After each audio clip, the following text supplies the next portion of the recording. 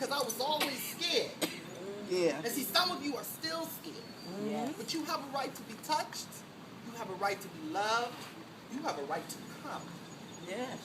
By yourself. By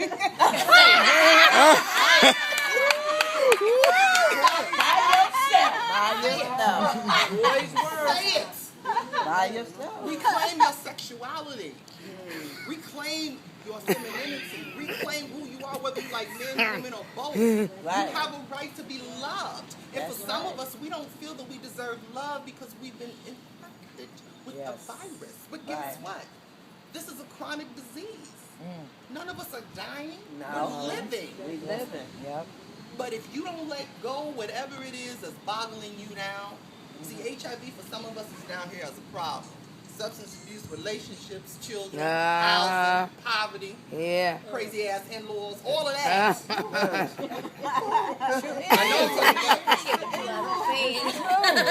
I know I'm touching buttons. Yes. Because it's the truth. Yes, it is. It is. It's the truth. Totally. What you say? Good gravy. You out of your mind. Good gravy. Then let's look at the meds. Lock the From where they door. were before to where they are now. I don't know about you all, but when I was first diagnosed, I took 30 pills a day. Amen. I did too. 30 I'm down to pills a 10. day. How many you down? I'm down to 5 a day. All right. From 30 to 5. But this is what you need to understand and what we found at Beth Israel. The longer you live with HIV, whether you're on meds or not, what this virus does, it causes inflammation in your body. So different parts of your body will age quicker than other parts. That is why you must always see a doctor.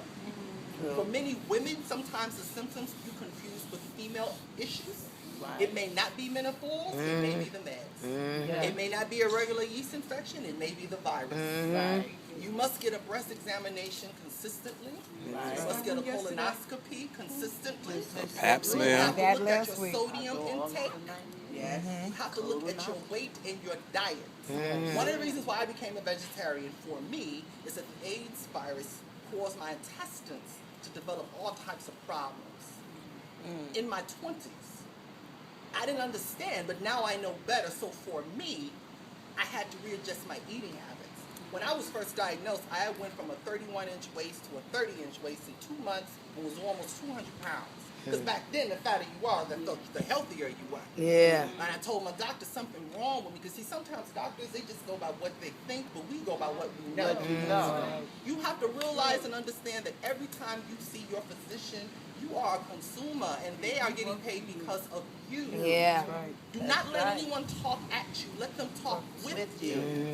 Do not let anyone make you feel guilty if you've missed taking a dose or two. It happens. But honesty is the key.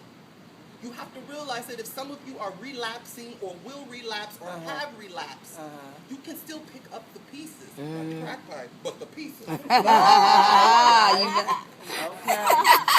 Keeping it real. It's true.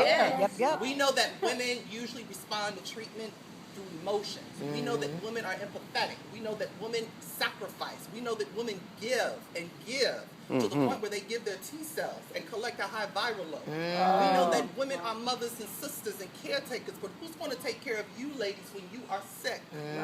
When you are feeling at the lowest? Whether you meditate, whether you pray, whether you pray to God, Jehovah, Allah, without a spiritual foundation, it is easier for you to crumble. That's what I want you to understand. Whether you believe in the saying, God grant me serenity or not, God is amongst us now.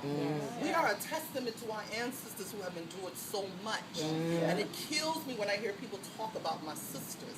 Because, see, you can go to work and say, I have cancer and diabetes. People rally around you. But if you go to work and say, I'm HIV positive, was she a hoe? Was he on the down low? This is the only disease where there is still a moral judgment.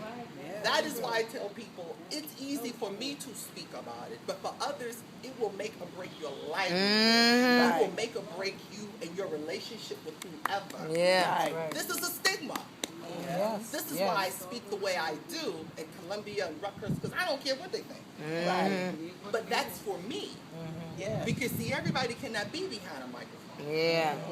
And I let people know that everyone should not be open with who and what they are. What you do and how you do it is your choice. But I want you to understand that there are always a positive and negative consequence. For some of you in here, you have years of learned behavior, more so than your HIV. So if I'm accustomed to having casual sex and not knowing someone's first name, why should I tell them I'm positive when we have sex? If I'm used to getting high to numb my feelings and I'm trying to deal with sobriety, why do I want to take this HIV pill? Because it reminds me of being positive.